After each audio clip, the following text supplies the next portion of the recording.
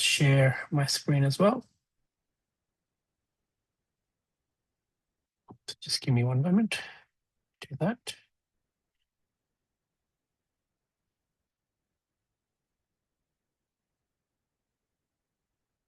Perfect. Can you see my screen? Just confirm, Aruna, if you can. Yep, perfect. Awesome. Great. And I believe this should work. Welcome, everyone. Fantastic to have all of you here with us today. Thank you for taking your time. We are super excited to tell you about our new program called MarketMakers, which we are doing at Catalysr in collaboration with Vaurora Social Impact.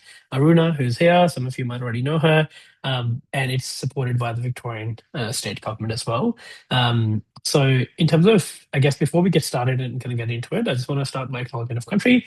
And I really want to start with paying my respects to the First Nations people, the Wurundjeri people of the Kulin Nation, and acknowledge that, we are on these Aboriginal lands, on traditional lands, and the sovereignty hasn't been ceded. And these are lands that, for a long period of time have really been a place for innovation, a place for culture, a place for meeting ground.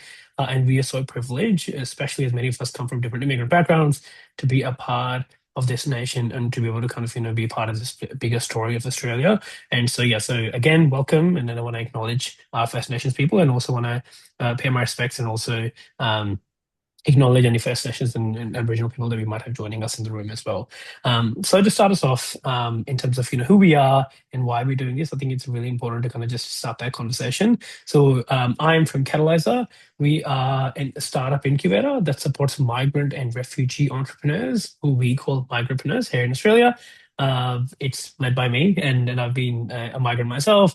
I came here to Australia 13 years ago, and kind of saw this issue that so many people from migrant backgrounds that come to Australia, but oftentimes don't have access to opportunity, particularly when it comes to entrepreneurship. And so that's why I co-founded Catalysr. And over the last sort of 10 years, we have won numerous awards, and I've also been really privileged to support about 1,300 entrepreneurs, or we call migrantpreneurs, across the country. What I'm really proud of is that, nearly half of them, 48% of them, have been women, and they are really, really diverse in their countries of origin. So the last time we checked, it was about 87 different countries of origin that our participants have joined us from.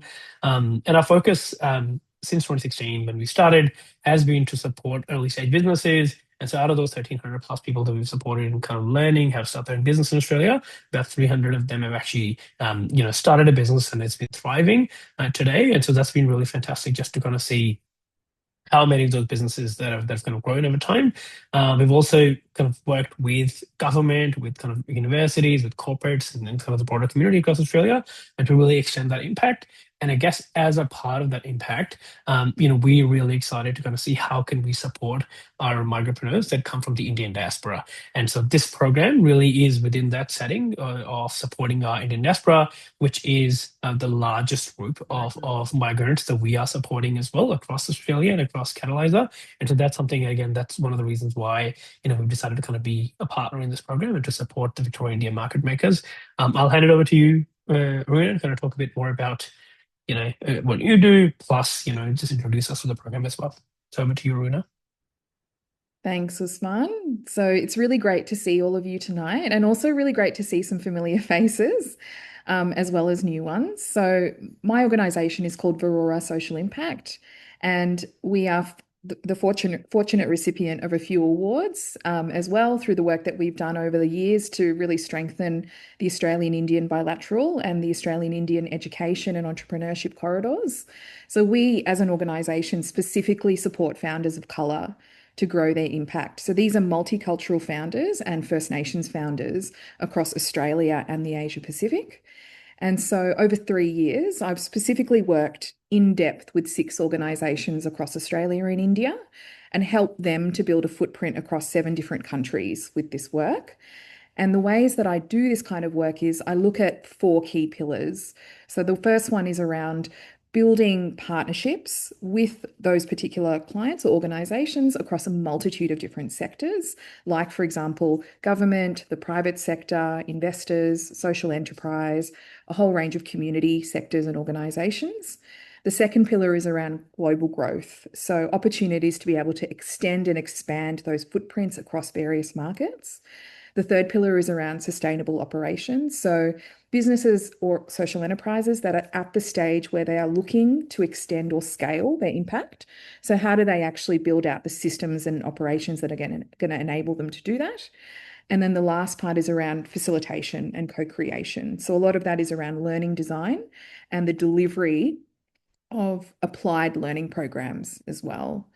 So I have a long history with India. I have Indian heritage myself. So my family has roots across the south of India and has lived across all of India. I myself have traveled all across India and lived there for several years. I lived in Mumbai for several years. I have worked across India and Australia since 2013. I'm a two-time founder myself, so I co-founded a social enterprise whilst I was in India.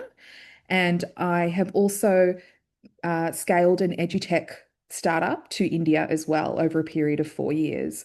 So I have the first-hand experience of the ins and outs, the pains, the pitfalls, all of those different areas. And I also understand how time, trust, relationships, all of these aspects are absolutely critical to be able to establish a presence in India. So I'm really looking forward to, working with anyone who's a part of this program as well. So I think what I'll do at this point is I'll pass over to Ajay, who is the co-founder of Startup Rizzo. And to give everybody a little bit of context, we are really fortunate to actually partner with Startup Rizzo as a part of this program. And so this program is intended to be built to be delivered with experts who have an intimate understanding of the Indian market and understand the potential that the Indian market can offer to not only scale ups that are working across India, but also whereby the cities that the delegation attends are also global gateway cities. So I think, Ajay, you're the best place to talk about Startup Rizzo as our partner in this space. So I'll pass over to you to talk a little bit more about the organization and what you do. Thank you, Aruna and Usman, for the introduction and for bringing us into this conversation. Just wanted to do a double check. Am I audible right now? Great, because I'm not in a great network area, and that's why double check always kind of helps. So thank you for the introduction and to everyone who's joined in on this call. I think just like Aruna mentioned, I've been fortunate to know Aruna for some time. She was a benefactor of a program several years ago. We continue to keep in touch, and probably one of the reasons why she wanted hands on ground, boots on ground to be able to enable entrepreneurs like herself to probably get good support on the ground while trying to expand in the Australia-India corridor. My name is Ajay Ramasubramaniam. I'm the founder and CEO of Startup Rezo. We are a consulting organization that works in technology, innovation, entrepreneurship, and economic development. The name itself, we work with entrepreneurs. And our business essentially is built on four verticals or four pillars, that of enterprise, capital, markets, and services. Startups are at the core of everything that we do. Startups require enterprise as customers and partners. Startups require capital to grow and scale. Capital requires the startups require new markets to expand into. And startups require the support of the broader ecosystem of enablers which allow them to flourish and grow. So keeping startups at the core of everything we do, these are the four networks or four pillars around which we have built a business. And when we're looking at a program like this in conjunction with Catalysr and Vaurora to bring micropreneurs, which is really a cool term that I came across, and probably it is impactful across economies, whichever part of the world you look at, where there's an influx of heavy immigration and largely from the subcontinent. I think programs like this can be kind of from different angles, uh, building in country X, but probably trying to get back to market Y, which is home, whether you have lived there, you have not lived there. But a program like this, it really allows you to kind of immerse and entrench yourself into a market where you could launch yourself. And I think a program like this is something that we have been delivering over last several years with several governments, soft landing, landing pad, whatever one may want to call it. But I think the way it is structured in a dual format, which is online combined with offline, with kind of post program support, I think it really allows you to kind of immerse and entrench yourself into a market where you could launch yourself. And I think a program like this is something that we have been delivering over last several years with several governments, soft landing, landing pad, whatever one may want to call it. But I think the way it is structured in a dual format, which is We really look forward to engaging with entrepreneurs who are signing up to this program, taking queries if there are any, so that we can work with Catalysr and Vaurora for delivering a super impactful program, enabling more micropreneurs, people who connect back to India in one way or the other, in actually building their businesses and bringing it to large hubs. Work closely with Usman, Aruna to identify which markets are best suited, and delivering something which is, yes, at one level, bridging Australia and India as a business corridor, but at the same time, at an individual level, working with entrepreneurs to try and identify what opportunities they could potentially go after, and provide that support and be the hand that holds them while they are soft landing in India. So I'll just take a pause at that. We have been doing this for a fairly long time. And Aruna has a slide up. Incorporated in 2012, so more than a decade of working with entrepreneurs across different geographies. I mean, we ourselves, while we are headquartered in Mumbai and proudly call ourselves as a India headquartered company, we work across emerging markets in the global south.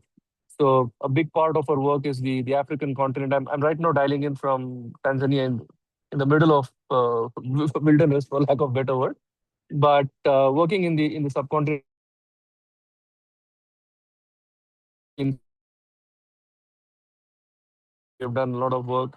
And over the years, we worked with several state governments in Australia to actually help Australian entrepreneurs expand into India. So that also is something that we are super proud of. And that connects back to a program like this to help Australian entrepreneurs expanding into India. So I'll take a pause there and hand it over back to you. Fantastic. Thank you, Ajay. And thank you as well, for the introduction to the way that we met as well in being able to facilitate this relationship. And the reason why I was so impressed with the work that Startup Rizzo does is because it was deeply immersive. And so the opportunities were there for scale ups that were ready to be able to meet with the right people, with the right organizations, with the right types of funding, go to market channels that would enable organizations to establish themselves with meaning. So, it's a real privilege to work with you at Startup Rizzo as well. And I think the way that you've kind of framed that conversation about India is a great way for us to introduce this next slide, which is about, why India, why Mumbai, and why Bangalore. And so many of us who are on the call who have an Indian diaspora background understand how much the relationship has really strengthened and grown over the last 5 years. We've had a couple of major trade agreements signed. We have also had the recent visit of India's Prime Minister. We've had a number of different declarations at a federal and state level about the importance of the India-Australia relationship, and specifically as well the Victoria-India relationship. And in a number of different documents, so we have the Victoria-India strategy to 2030, we have the Victoria Economic Statement, we have the Australia-India strategy to 2035, so a whole bunch of documents that have been developed, as well as the trade agreements that I spoke about, all describe the Indian diaspora as playing a critical role as a part of this growth. So we're often described, and I think we might have heard the Prime Minister as well call us the living bridge between both countries' cultures, people, and markets. And so we're about 250,000 strong in Victoria, and we're growing, and we are basically the biggest diaspora group in the state. So there's a real investment, regardless of politics, in this relationship, and it's not going anywhere. So with that in mind, we look at delving more deeply into what those priorities are across the two countries and across the state of Victoria and India. And we look at innovation, entrepreneurship, education, and trade as being key priorities for both nations. And the idea of being able to then meaningfully establish as a scale up in India through Australian channels is something that is receiving that support at those various levels. So why Mumbai? Mumbai is a financial, entrepreneurial, creative centre. As someone who's lived there, I have very much experienced that firsthand. It's one of India's long-standing trade hubs. It's a very dynamic city. It's the #1 emerging startup ecosystem worldwide. So every year, Startup Genome publishes a list of cities, And that is a very dynamic list as well. And Mumbai emerged as number one last year. And why Bangalore? So Bangalore it's often called India's Silicon Valley. And for many years, close to 20 years now, it's India's tech and innovation capital. It's top startup city as well through the global. So various sources point to that. The Global Entrepreneurship Network, Forbes, Startup Blink. I've been a visitor and a user of its various startup hubs, like NASSCOM's 10,000 startups, and it's an incredible hub for tech startups as well. So there's a whole range of opportunities in both cities. And the way that I get excited about those cities as well is because both of them are poised as great gateway cities into the rest of India, but also other places in Asia. So places like Singapore, places like Japan, and then if we look beyond Asia, different parts of Africa, which is where Ajay is as well at the moment, as well as other kinds of locales like South America and North America, including Canada. So those are two very exciting cities to be able to scale a business or scale a social enterprise. So I thought I would throw to you, Ajay, at this point, because you're obviously there on the ground, not at the moment because you're in Africa, but on the ground, just to talk a little bit more perhaps about your reflections of why India, why Mumbai, why Bangalore. No, absolutely. And thank you, Aruna, for putting up the slide and making those initial comments and remarks. So yes, I think from an opportunity standpoint, if you look at it, one is, I mean, India in itself, the kind of opportunity that it presents, whether you look at it from a B2B enterprise software, if you're building for civic society, if you're building social impact, I think the opportunity is massive. But I think yes, viewing India as one market is at times too overwhelming, and that's why I think a soft landing program plays an important role. And being to these two cities, Mumbai and Bangalore in particular, and like you rightly said, well connected with the world from the two city standpoint. But also, if you were to look at Mumbai in isolation as a financial capital, but also a large trading hub, a lot of corporate headquarters based out of Mumbai, having its own share of startups as well. And on the other hand, if you look at a city like Bangalore, which kind of is seen as a fairly large tech hub, if you look at large global corporations which are having their global capability centers in Bangalore, not just kind of doing IT stuff, but actually building products for the world. From an investment scenario, if you look at venture capitalists and if you look at fast growing within India, it's a large presence in Bangalore for access to talent. I think it creates a big positive to go to these two cities. But at the same time, I think I would also say that one visit is too less to assess where to base your business out of. It will give you a lot of perspectives when you meet different kinds of people on the ground, whether it is entrepreneurs, investors, people who build ecosystems like Aruna, Usman, myself, and the team at Startup Rezo. You'll find very different perspectives coming from different corners. But at the end of the day, I think as entrepreneurs, if you have people to guide you and show you different directions, the onus also comes back to you to go back and probably introspect, try and understand which city works best for me from different standpoints. You could start in city A, but you may soon kind of try and understand where does the opportunity really lie, because you don't want to be an N+1 or N+2 player in a crowded ecosystem. So India as such, and particularly if you go to cities like Bangalore and Mumbai, you definitely need to rehearse and be prepared in advance to be overwhelmed. But at the same time, I think take it in a stride in terms of the kind of people that you meet with to get answers to questions that you, wherein lies the opportunity for you. I think a lot of times, given the number of people that you would get to meet, you'd collect a lot of business cards, you'll make a lot of exchanges, you'll have different viewpoints. But if you talk to entrepreneurs coming from outside of India who are visiting India for the first time or reconnecting with India, I think even if there is a 5 year gap, it becomes a huge gap to overcome. So you need to kind of really be well prepared getting into these markets in these two cities in particular, because you're going to be exposed to a wide range of people, not just in terms of the sheer number, but also where they come from probably will give you very different perspectives. An entrepreneur will give a very different perspective compared to what an investor would give, compared to who your end user, whether it is the government or whether it's a large enterprise. But all said and done, I think for someone who is visiting one more time or visiting for the first time, I think going to these two cities will definitely kind of open up a lot of networks for you that you could potentially tap into.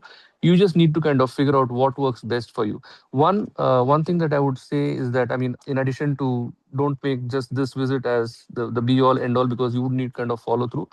I think the best way for a company not incorporated in India or an overseas company getting into India is, I mean, people can commit you or promise you the sun, moon, stars, whatever. But unless and until you make the first few deals yourself, never kind of believe that someone is going to make business happen for you. So you would need to kind of make that conscious effort to make the repeat visit, probably follow through on conversations that you have, to try and see that you're able to close those first few deals yourself, of course, with the support of people like Aruna. Try and see that you are able to kind of address most of the queries yourself. You understand what kind of things customers come back to you with. Because the moment you try and find someone, or someone who says that they could probably be a partner on the ground and they could sell for you, you're no longer in control of a lot of conversations. And that at times can lead to burning your fingers, your hands, and then think that India is a tough market to do business in. And I'm not just saying this happens only to non-diaspora founders. It can happen to diaspora founders as well, because it's a business. It is a baby that you've built yourself in a foreign land. You've taken it to some level, and you feel that India is a market that you want to go back into. So you may as well kind of take the additional step and the additional efforts to try and see how can you get those first few customers up and running. And this probably applies to people from any part of the world who are trying to do business back with their home market. It's not just India. You could be born in country X, living in country Y, trying to do business back again with country X. So I think at times staying away, even if you have home, I think it is your business at the end of the day. And as an entrepreneur, you're the best judge of how to take your business forward. But be rest assured that I think a program like this will help you kind of soft land, get those networks in place. What you do of it then comes to the ball is on your side of the court to decide what to trigger and what to play with.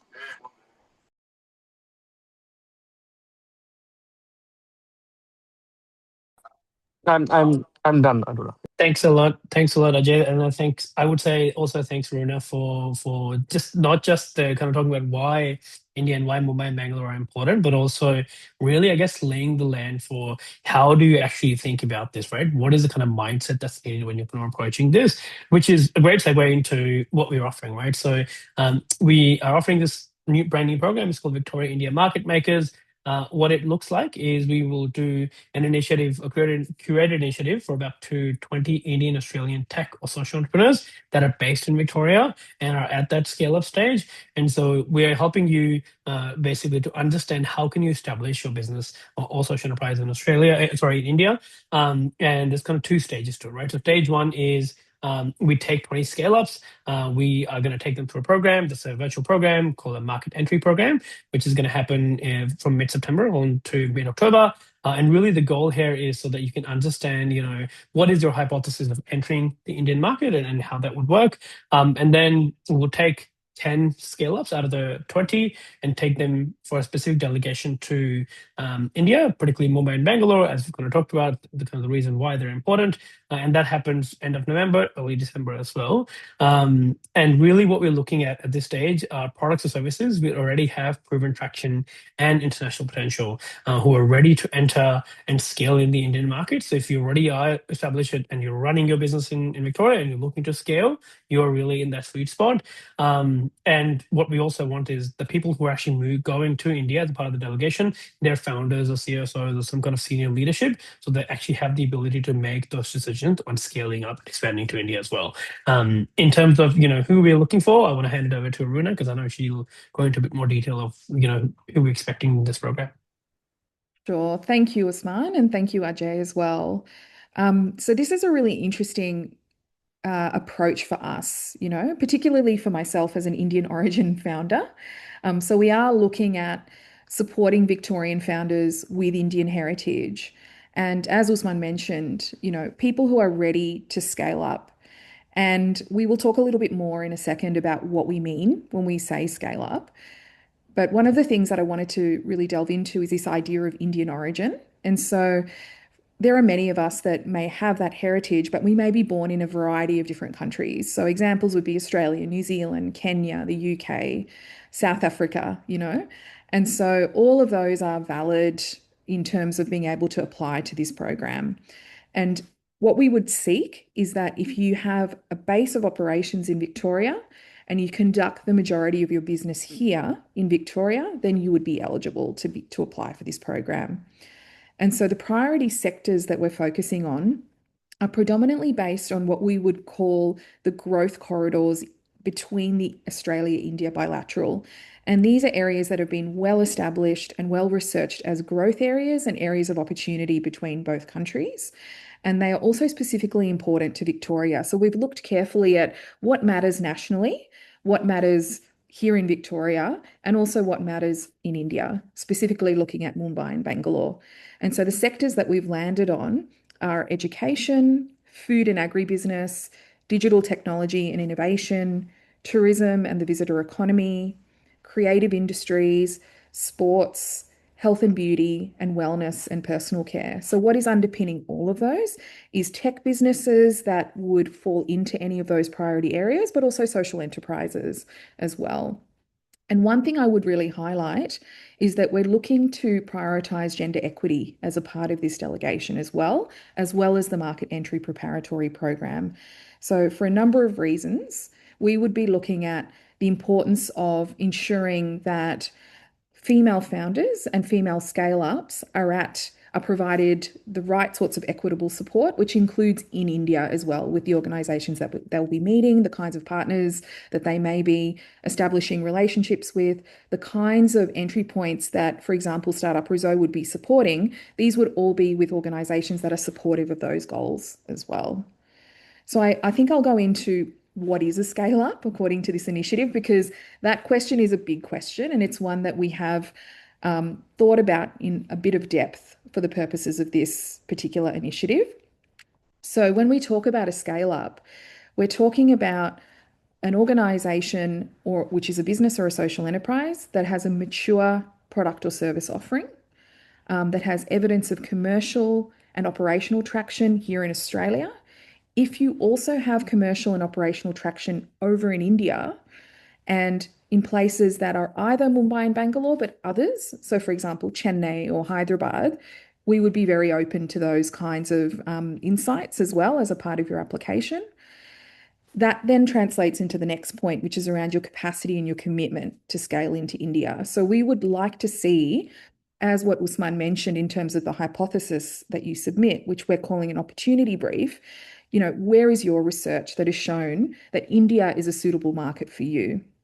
So we would be looking at an opportunity to not only assess whether your business is ready to scale, but also is there a match in India? And are there appropriate partners or go-to-entry market channels based on the stage of growth that you're at?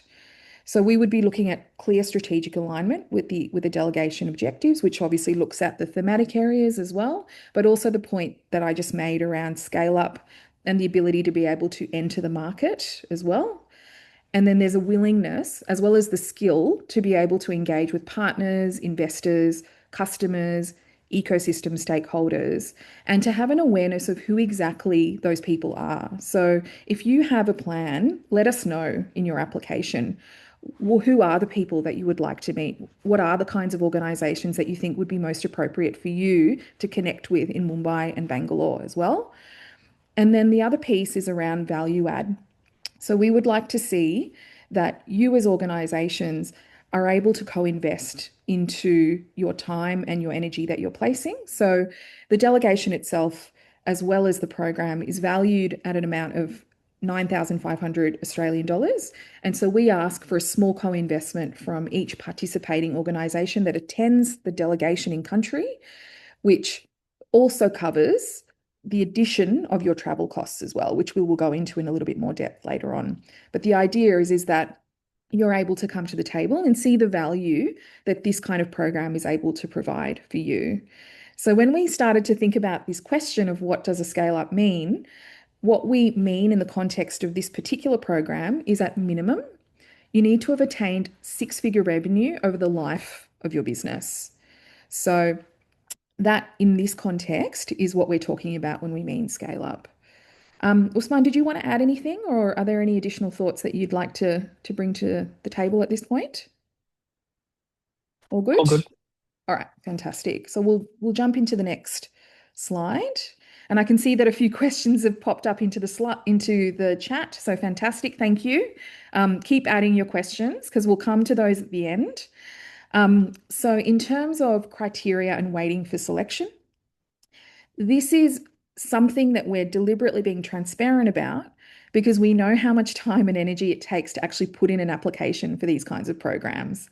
So we want you to be really clear and understand what it is that we're looking for as a team.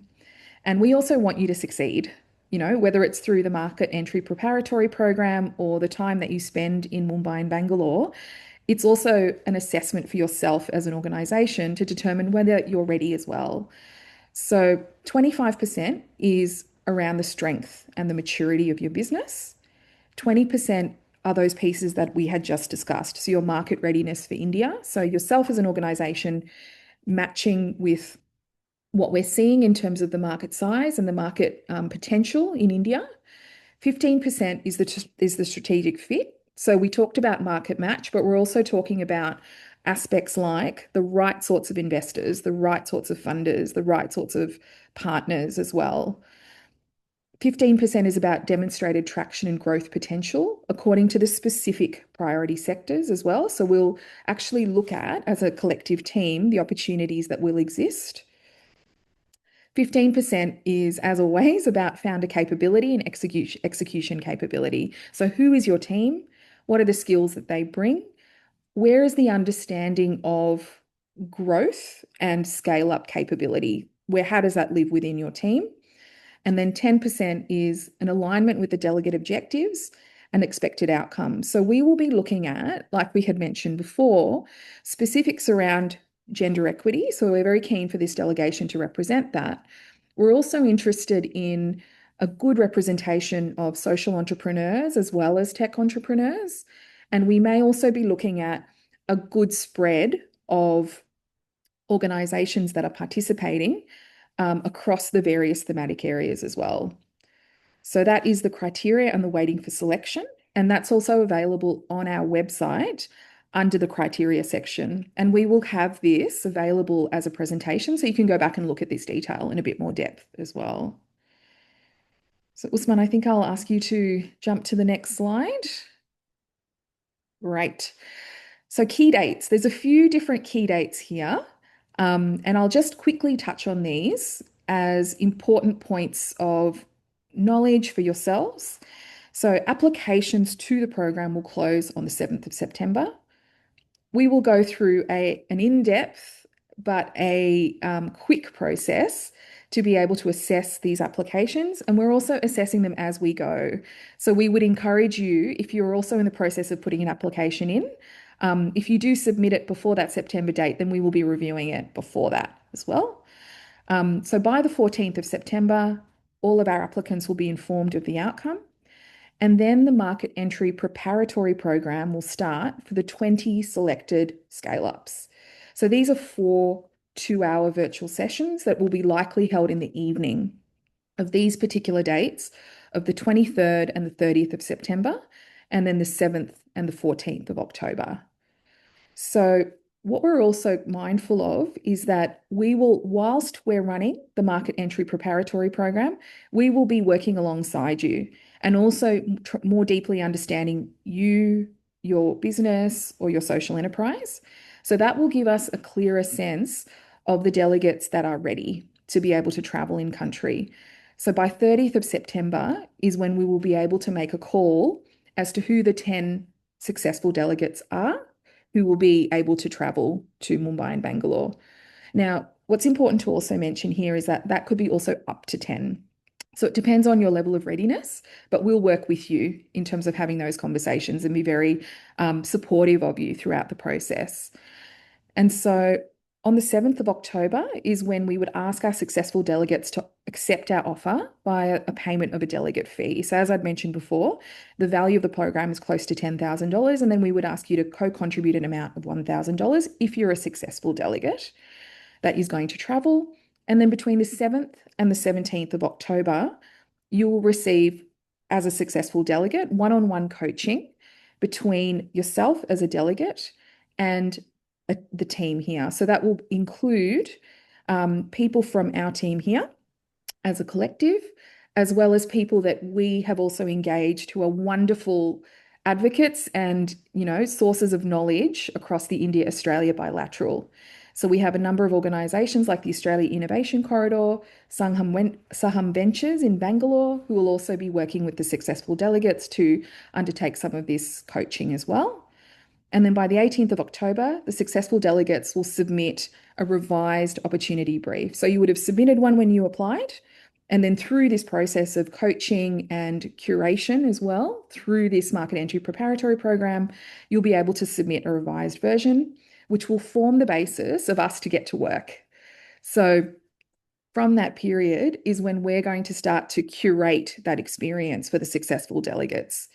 So we will start to set up the right sorts of meetings, the right sorts of curated experiences that are going to enable your organisation to be able to, at least as Ajay said, start that process of soft landing and be able to begin that establishment of your business or your social enterprise in India through Mumbai and Bangalore. And so for the successful delegates, we will also be running a Melbourne-based VIP launch event. We'll be inviting specific people from the ecosystem across India and Australia to attend.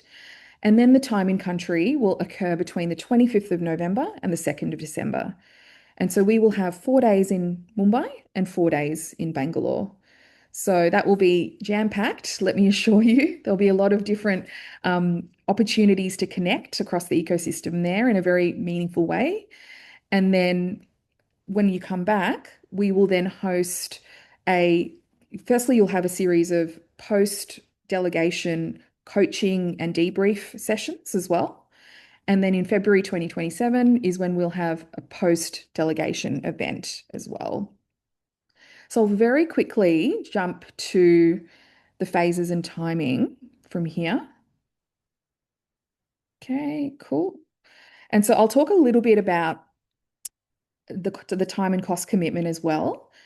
So for the preparatory market entry program, there's no cost for the up to 20 entrepreneurs who are selected. We've spoken a little bit about the different commitments, so I won't talk too much again about those things. In terms of the in-country delegation, we would expect you to be available for that 8 days at the end of November through to early December. And what we spoke about in terms of some additional costs that we would ask for the in-country delegates to cover, these would be aspects like your flights to from India, visas, if these are needed. If you're an overseas citizen of India, then that should hopefully cover that for you. But we can support you through that process with Startup Rezo as well, and any incidental expenses as well. Everything else will be covered for you. And then when you are back in Australia is when you would be required to attend that event as well. All right, so these are the tangible outcomes. So I know this is very important, particularly because we're talking about yourselves as organizations and scale-ups who are ready to be able to establish your operations in India. And to Ajay's point, there are going to be a number of different actions that are going to be reinforced or affirmed, through the continual sort of application of these outcomes, right? And so repeat visits, the self-driven nature of this kind of program, post-program, is also going to be just as important. But we've identified a series of metrics that we think are really important to track throughout the course of this program. And so we've split it into 4 key areas. One is around economic and trade outcomes. Second is investment outcomes. Third is partnership and ecosystem outcomes. Fourth is gender lens and equity outcomes. So what we talk about here is that ventures will progress to that market validation part. So customers, pilots, market channels, commencing local partnership activity in country, exploring some of those nuts and bolts that are absolutely essential. So regulatory standards, incorporation pathways in country, so the exploration of those aspects. Investment in terms of structured founded investor group meetups in country, building active investment pipelines within country investors, identifying cross-border co-investment opportunities. And then if we move across to partnership and ecosystem outcomes, these are very related to the first two. So cross-border commercial or institutional partnerships, pilots that are scoped with corporates, research institutions, ecosystem partners, and then tangible linkages between scale-ups with Indian incubators, universities, and investors where it is appropriate.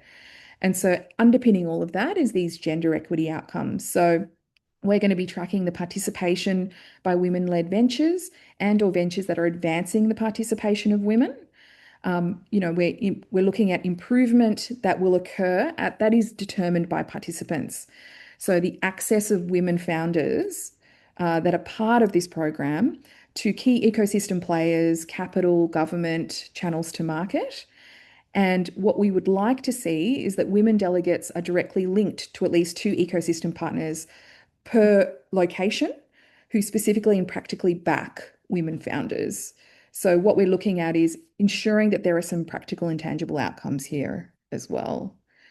So I'm going to stop there because that's a lot of me talking, but hopefully that there was some useful information here. I will just reinforce as well that this deck will be shared after the call. And so you'll have the opportunity to be able to go back and review all of this information and get back to us if you have any questions after having had the opportunity to reflect on it as well. So at this point, I'll pass over to you, Usman. Thanks very much, Aruna, for going through all of this in a lot of detail. And yeah, as you said, I'll kind of repeat that as well. That yeah, we'll share the recording, we'll share the deck, so you'll have all of this as well.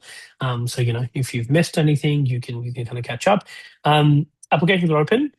So we are taking applications till the 7th of September. It's only 2 weeks till applications close. So if you are thinking of applying, don't wait until the last minute.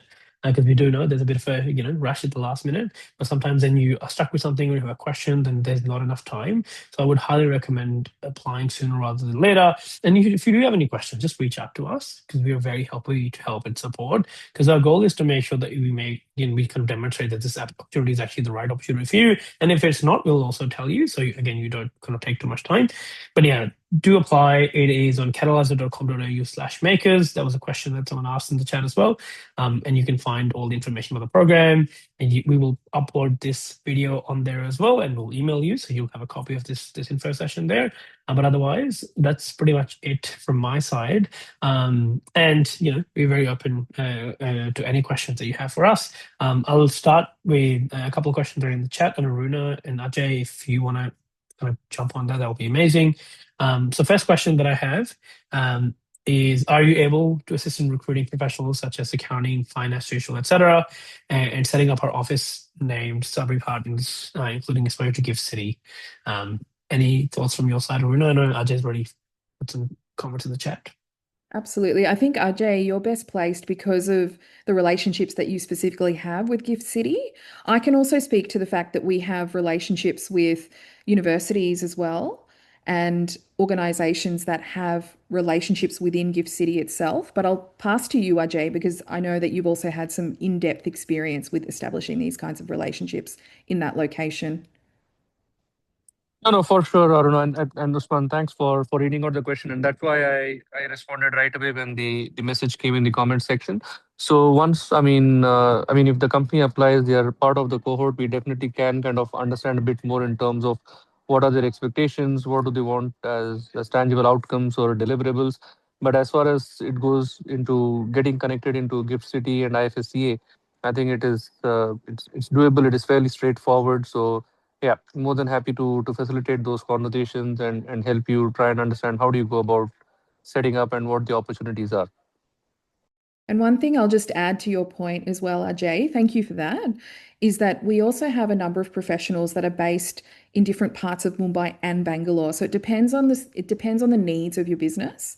and it depends on the specific questions that you will have as well. So these professionals operate both here in Victoria and across both cities, Mumbai and Bangalore. So we can operate or help you in both capacities.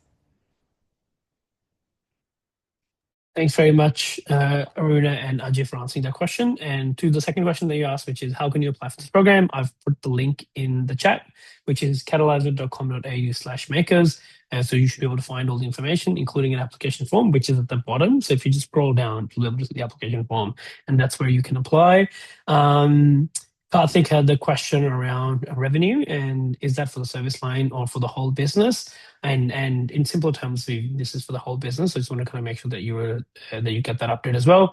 Karthik has another question around eligibility, which is this only for founders of Indian origin born outside of India, or does it include founders born in India who have migrated here? It's a fantastic question, and I will yield to you, Aruna, because you can answer this one. It's a great question. Thank you for sharing that, Karthik. So the shorter answer to that question is it does include founders who were born in India and who have migrated here as well. So if you call Victoria home, then you are able to apply for this program. Does that answer your question, Karthik? Yes, Aruna. Thank you so much. Yeah. Right. Thank you. Perfect. And Nitin asked the question and already found the answer. So that's all good on Gift City website. Are there any other questions from anyone that we've missed? Feel free to kind of raise your hand or type it in the chat.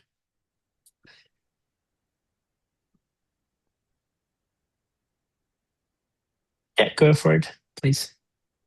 Yeah. Good evening, everyone. What I was thinking is, in a bigger picture, what is happening is, this is great that you are creating opportunities for the entrepreneurs to know about India. I mean, specifically in Bombay and Bangalore, that's fine.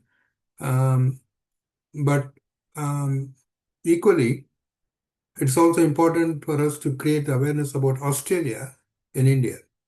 So if we replicate this program in India and create awareness of how Indian entrepreneurs can approach Australian market, that is a very important thing as well, because it's bilateral, it's not one-sided. So you may like to think on those lines and develop a program similar to what you're developing here. And possibly with, like the state of Victoria, you can even try with the state of Maharashtra or Karnataka government or any one of those, even private organizations. Because if you look at the whole ECTA, Economic Trade Agreement, it is bilateral in many aspects, and there are some common agreed strategies. There are individual strategies as well. I mean, India has got its own Australia focused economic strategy, and similarly, Australia has got India economic strategy. So there are some places where these two merge. So an average company, I mean, a totally new company in India, not knowing much about Australia, how to approach the Australian market, it is very important for them to be educated about, for example, to give you an example of even pharmaceuticals. I mean, of course, people are doing a great job in India, that's fine. But when you want to enter into the Australian market, what kind of certifications you need, what kind of standards you need to meet, how do you approach the Australian market, and what kind of local presence is required. I mean, you can't just sitting in Bangalore or Bombay do business in Australia. I mean, you may be able to do in other. See, this is a difference between other countries and Australia is the way in which Australia is approaching India is different as compared to America or US. I mean, sorry, Europe or any other countries. So that fundamental thing has to be understood by the Indian entrepreneurs. That's my personal view. But having said that, I think there is a need for creating Australia awareness in India, and what you're doing is creating Victoria awareness in India. That's great. I wish you all the best. Vaurora, do you want to respond to that? Sure. Thank you very much, Bish, for your reflections. Sorry, I just want to add one thing. Yeah. Sorry, I should have introduced myself. I from Australia India Business Council. I look after one specific industry chapter called Make with India, Make in India. It is derived from Prime Minister Modi's vision of Make in India. And now he has said in Melbourne that it is an acceptable, Make in India is a global strategy. So it is not only good for India, but also for the rest of the world. So that with that, we are trying to encourage Australian companies to partner with India and vice versa. Thank you, Vish. I'm going to answer your question in probably the most concise way I can, just to be mindful of everybody's time as well. So thank you very much for your reflections, and I think you've said it perfectly in the sense that this is an opportunity to not only view Make in India as an opportunity across two countries, but globally. And so what we're seeing with this delegation is that it's the starting point of an opportunity to not only take makers or scale-ups to India via the cities of Mumbai and Bangalore, it's to bring scale-ups and organizations back to Australia. So via Victoria in this first instance as well, to be able to create an opportunity as a living bridge. So we see the opportunity, for example, in Australia for there to be knowledge and know-how. And then there's manufacturing capability, for example, in India. That is something that many of us already know. However, there is excellent production and manufacturing capability in Australia as well. So your point about the literacy that occurs in India about Australia's capability is a huge area of opportunity. And so there is also an opportunity, just like we see Mumbai and Bangalore as global gateway cities, for Indian entrepreneurs to see cities like Melbourne as global gateway cities as well. So those are discussions that are being had, and we're really excited to explore further with a variety of different potential partners and organizations. But it's also to say that the potential of any of these kinds of businesses firmly sits at a global level. So we're very much approaching it from that point of view as well. But I feel like this is the subject of a whole other conversation, so I might leave it there for now. Thanks for the reflections, Vish. Thank you. Thanks very much. Thank you for everyone who's joined us. Thank you for all your questions and for being with us for the full hour. We really appreciate it. As I said, we will send you a recording of this as well as the deck so you can have a look at it in your own time. And if you have any questions, just reach out to us and we would love to help you. Thanks again for your time and have a wonderful night. Thanks, everyone. Bye. Thanks all. Thanks very much, everybody. Thanks everyone. Thanks Aruna. Thanks Usman. Thank you so much. Thank you. Thank you very much, Aruna. Thank you, Vish. And